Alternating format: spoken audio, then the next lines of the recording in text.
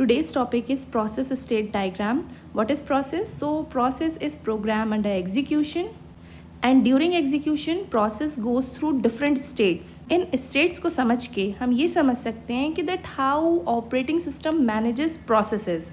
एक process अपनी पूरी लाइफ साइकिल में different states को belong करता है. सबसे पहली state होती है new state. न्यू स्टेट में जो प्रोग्राम होता है it is in secondary memory, जिसको ऑपरेटिंग सिस्टम सेकेंडरी मेमोरी से पिक करता है एंड मेन मेमोरी में डालता है फॉर इट्स एग्जीक्यूशन.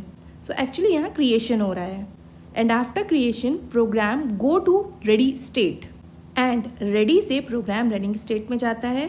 जब प्रोग्राम रेडी से रनिंग में जाता है तो ये जो हमारा फिनोमिना होता है इसको हम शेड्यूल या डिस्पैच बोलते हैं. जब प्रोसेस रनिंग स्टेट में होता है तो इसका क्या मतलब होता है कि सीपीयू एलोकेट हो गया है उस पर्टिकुलर प्रोसेस को, और अब अगर everything will go smooth then after some time जितना भी प्रोसेस का बर्स्ट टाइम है, मतलब एग्जीक्यूशन टाइम है, वो कंप्लीट करने के बाद प्रोसेस टर्मिनेट हो जाता है.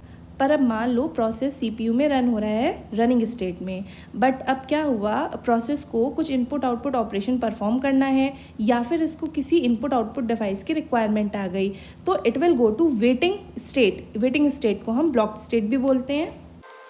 And after completing its input output request ये वापस से रेडी स्टेट पे चला जाता है.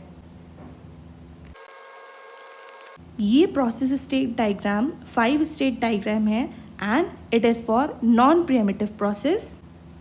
इसका क्या मतलब हुआ कि मान लीजिए अगर हमने किसी प्रोसेस को एलोकेट कर दिया है सीपीयू में, तो जब तक ये अपना पूरा बर्स्ट टाइम या जिसको हम एग्जीक्यूशन टाइम भी बोलते हैं वो कंप्लीट करके एग्जिट नहीं हो जाता, या फिर मान लीजिए वो वॉलेंट्रली, अब इस केस में वॉलेंट्रली की अगर हम बात करते हैं तो यहाँ पर अगर उसे कोई इनपुट आउटपुट ऑपरेशन परफॉर्म करना है या किसी इनपुट आउटपुट डिवाइस की ज़रूरत है, वो केवल तभी बाहर आता है. हम फोर्सफुली उसे प्रीएम्प्ट नहीं कर सकते सीपीयू से.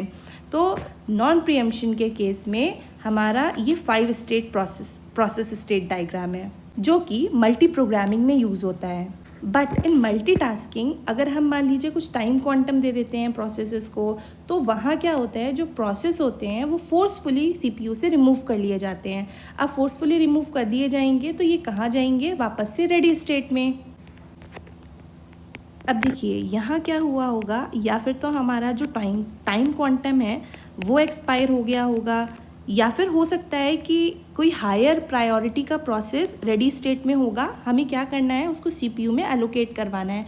तो इस केस में क्या हुआ, हायर प्रायोरिटी का प्रोसेस आया तो प्रोसेस सीपीयू में आएंगे, उससे सीपीयू को प्रीएम्प्ट करवा लेंगे.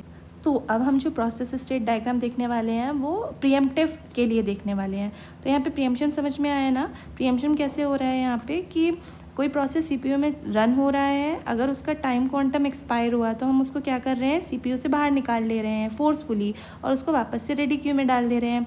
या फिर मान लीजिए कोई हायर प्रायोरिटी का प्रोसेस आ जा रहा है, हायर प्रायोरिटी के प्रोसेस को हम क्या कर रहे हैं, रेडी स्टेट से रनिंग स्टेट में भेज रहे हैं, एलोकेट करवा रहे हैं सीपीयू को उसको रन करवाने के लिए.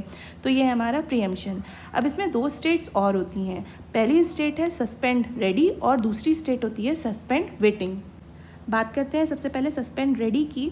उसके पहले एक चीज़ और समझ लीजिए कि यहाँ पर जो रेडी स्टेट की हम बात कर रहे हैं ना, यहाँ पर एक रेडी क्यू होगी जहाँ पे हमारे P1, P2, P3 बहुत सारे प्रोसेसेस होंगे. ये सारे प्रोसेसेस होंगे कहाँ पर, तो ये सारे प्रोसेसेस होंगे मेन मेमोरी में. अब जो मेन मेमोरी है हम ये भी जानते हैं कि उसका साइज़ कैसा होता है, फिक्स्ड होता है, लिमिटेड होता है. तो हम यहाँ पर ऐसा तो नहीं है कि जितनी मर्जी आ रही हो उतने प्रोसेसेस रख पा रहे हैं. कहीं ना कहीं ये जो क्यू है वो फुल हो जाएगी. और मान लीजिए इस केस में हायर प्रायोरिटी का कोई प्रोसेस आया तो क्योंकि वो फुल है तो हमें एक और स्टेट की रिक्वायरमेंट होगी जहाँ पर हम क्या करेंगे, कुछ प्रोसेसेस को किसी और स्टेट में ट्रांजिट करवा देंगे और वहाँ पर हायर प्रायोरिटी के प्रोसेसेस के लिए प्लेस बना देंगे. तो इसीलिए हमारी जो न्यू स्टेट एक और आती है वो होती है सस्पेंड रेडी. अब यहाँ क्या हो रहा है, मान लीजिए रेडी क्यू फुल हो गई तो हमने कुछ प्रोसेसेस को क्या कर दिया, सस्पेंड कर दिया स्पेस बनाने के लिए. और जब हमारे पास फिर से जगह हो गई तो हमने क्या किया, उन प्रोसेसेस को रिज्यूम करवा लिया. अब बात करते हैं सस्पेंड वेट की. जो हमारे प्रोसेसेस वेटिंग या ब्लॉक्ड स्टेट में होते हैं ना, वो भी सब कहाँ होते हैं, मेन मेमोरी में ही होते हैं. अगेन मेन मेमोरी लिमिटेड है तो ये एग्जॉस्ट हो जाएगी एक टाइम बाद. तो इसके लिए हमें यहाँ पर स्पेस बनानी है कुछ नए प्रोसेसेस को एंटर करवाने के लिए। तो हमें जो स्टेट हम यहाँ पर यूज़ करने वाले हैं वो हमें लगती है सस्पेंड वेट। सस्पेंडेड प्रोसेस आ जाएंगे यहाँ पर। सस्पेंड वेट में जो प्रोसेसेस होते हैं वो कहाँ होते हैं, सेकेंडरी मेमोरी में। एक चीज़ ध्यान रखिएगा, यहाँ पर भी जो इनपुट आउटपुट ऑपरेशंस है ना वो प्रोसेस करवाता रहता है। ऐसा नहीं है कि वो सेकेंडरी मेमोरी में आ गया तो वो इनपुट और आउटपुट प्रोसेस जो ऑपरेशंस है प्रोसेस को करने हैं वो नहीं कर पाएगा। वो सेकेंडरी मेमोरी में उन ऑपरेशंस को कंटिन्यू रखेगा। और जब ये हो जाएंगे तो हम क्या करेंगे, उन प्रोसेस को वापस से वेटिंग या ब्लॉक स्टेट में डाल देंगे। मतलब सेकेंडरी मेमोरी से वो ट्रांजिट हो जाएंगे कहाँ पर, मेन मेमोरी में। हम ऐसा क्यों कर रहे हैं, क्योंकि मेन मेमोरी का साइज़ क्या है, लिमिटेड है। तो एक पर्टिकुलर टाइम बाद वो एग्जॉस्ट हो जाएगा। तो हमें यहाँ पर स्टेट्स की ज़रूरत पड़ेगी ताकि हम मेन मेमोरी को फ्री कर सकें कुछ नए प्रोसेसेस के लिए। सो ये है हमारा process state diagram, preemption and non preemption दोनों के लिए। नेक्स्ट क्लास में हम शेड्यूलर्स को डिस्कस करेंगे।